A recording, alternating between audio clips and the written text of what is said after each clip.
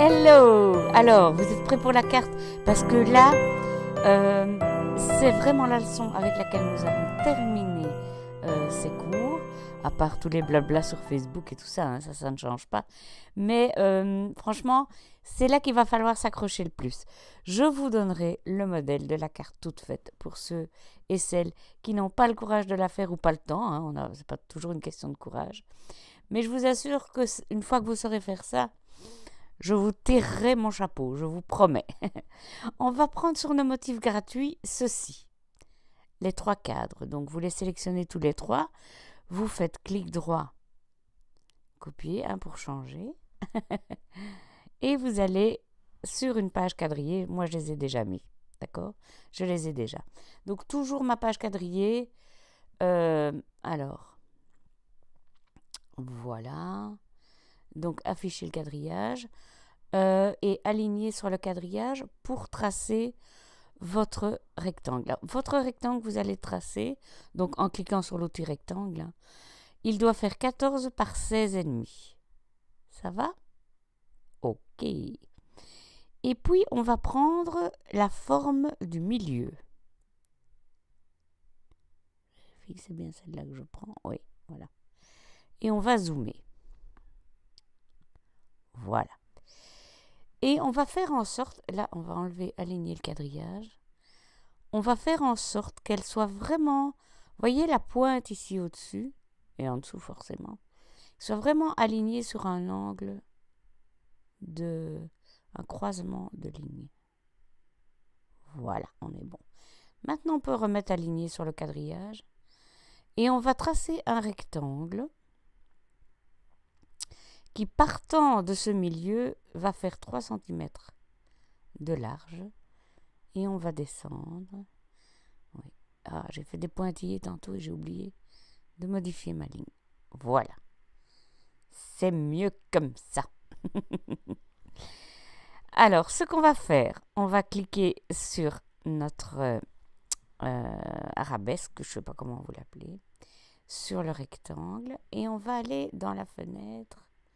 On va garder notre mise en page parce qu'on va encore en avoir besoin. La fenêtre modification et on met soustraire. Voilà. Donc vous voyez, je n'ai plus maintenant que 2 morceaux. Et par contre, je n'ai pas besoin de cette ligne ici. Donc qu'est-ce que je vais faire? Je vais éditer les points. D'accord? Je vais me mettre sur ce point ici. Au milieu, n'importe où. Et je vais mettre couper tracer.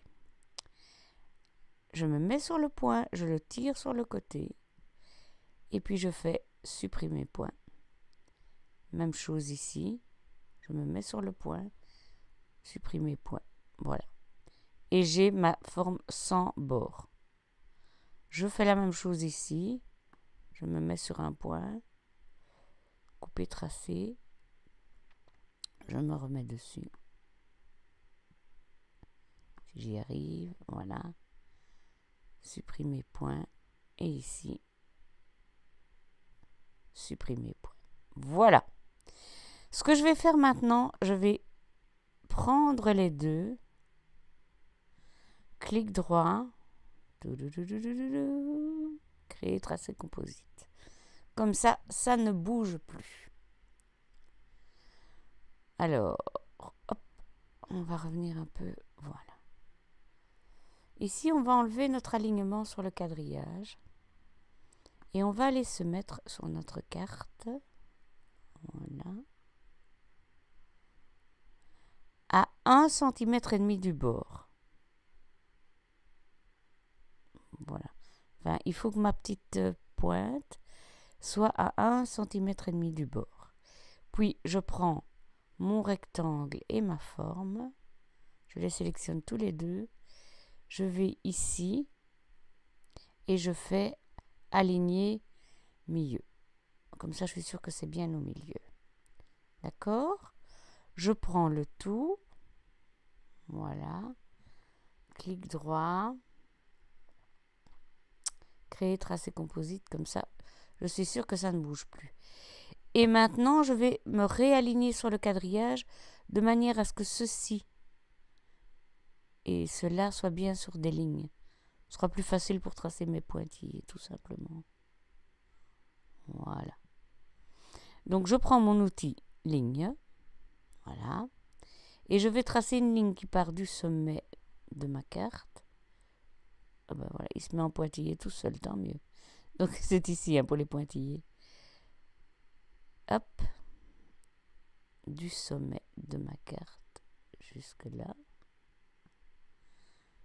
Et même chose ici en bas. Je prends mon outil ligne. Je le prends. Du sommet jusque là. Et pareil.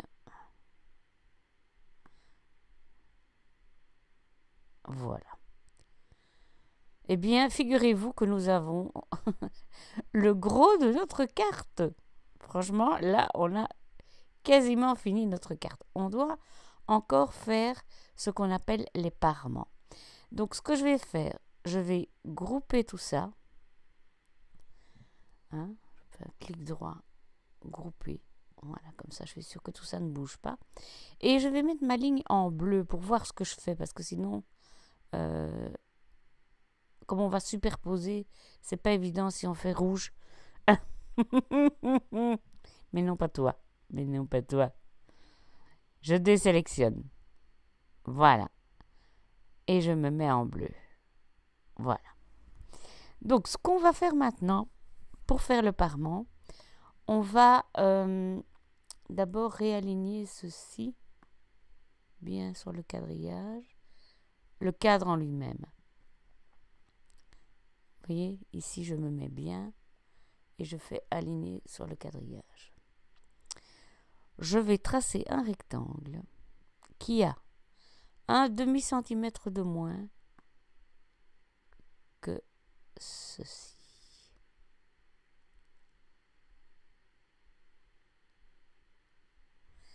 J'ai oublié d'enlever les pointillés. Une patate. Donc, vous voyez, j'ai un demi-centimètre de moins. Je vais essayer de faire ça bien. Un demi-centimètre de moins. Ah oui, non, ici, je dois aller un peu plus loin.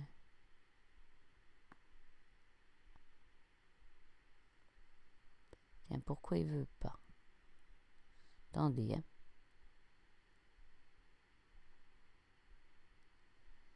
Oui, il devrait pouvoir aller plus loin, ce petit bonhomme. Je vais le recommencer. Et je vais me mettre sur ligne normale, comme ça, on est bon. Donc, rectangle. Voilà, petit bonhomme. Ici, jusque là. Voilà. Donc, je vais me réexpliquer parce que je ne suis pas sûre d'avoir été assez claire.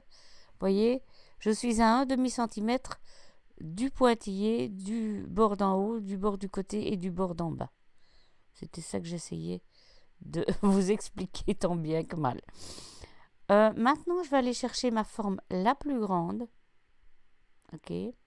Je vais la mettre en bleu. Voilà.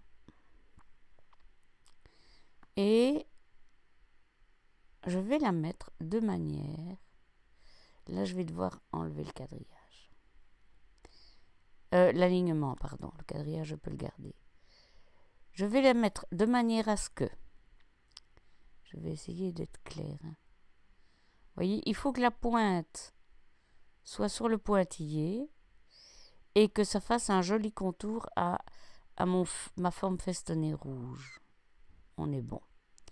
Je la tiens sélectionnée, je la garde comme ça. Je pousse sur la touche majuscule. Je clique sur mon rectangle bleu et je vais les descendre tous les deux pour les travailler hors du chemin. Voilà. Ce que je fais maintenant, je vais cliquer sur ma forme festonnée et je vais m'arranger pour qu'elle soit à l'avant-plan. Vous voyez, avancer au premier plan. Je clique maintenant sur mon rectangle, puis là-dessus, je vais dans ma fenêtre modifier et je fais soustraire. Voilà. Et j'ai ma bandelette de papier Donc, l'idée est celle-ci. Je vais enlever le quadrillage maintenant. On n'a plus besoin. L'idée, c'est que ceci, donc ma base de carte, je vais la découper dans un papier qui sera un papier uni, d'accord? Puis, je vais venir coller ici ma déco. Ça, ce sera un papier qui sera décoré. Et, ah oui, j'ai oublié de vous dire, il faut faire une copie. Oh là là, heureusement qu'on en parle. Il faut faire une copie miroir droit. Voilà. Voilà. Que l'on mettra ici. Comme ça, quand la carte se repliera, on aura... Mais le mieux, c'est... Je vous montrerai l'assemblage, ce sera plus simple. Donc, contentez-vous, si je peux me permettre, pour cette première partie de la vidéo sur la carte, c'est de faire le plan, hein, le fichier, comme on appelle ça. Et donc, on va découper ce qui est en bleu dans du papier. Oui, je vais donner d'autres couleurs comme ça. On s'y retrouvera bien. J'aime bien faire ça. Voilà. Ce qui est en bleu, vous le coupez dans un papier à motif. Ce qui est en rouge, vous le copiez dans un papier uni. Et ceci, vous le coupez dans un papier blanc. Alors, ceci, c'est quoi? C'est une étiquette qu'on va venir coller. Voilà. Ici. À l'arrière ou à l'avant, vous verrez, il y a deux façons de faire. À l'arrière ou à l'avant de votre carte, ou les deux. C'est vous qui verrez. Dans la deuxième partie de la leçon, je vais vous montrer comment créer une étiquette Joyeux Noël avec cette forme-ci, justement, que vous collerez à l'avant ou à l'arrière. C'est comme vous voulez. Et qu'est-ce que j'allais dire d'autre? Et voilà. Et voilà, et voilà, et voilà. Donc, on va passer à la deuxième partie de la leçon pour créer l'étiquette. Et dans la troisième partie de la leçon, on fera le montage. Mais dites-vous bien qu'une fois que vous avez compris le principe, vous allez pouvoir modifier à loisir la forme qui est ici. Vous pourrez mettre en rond, un carré, un rectangle, que sais-je. Une fois que vous avez compris comment ça marche, c'est assez facile. Voilà, on se retrouve dans la deuxième partie de la leçon pour faire l'étiquette.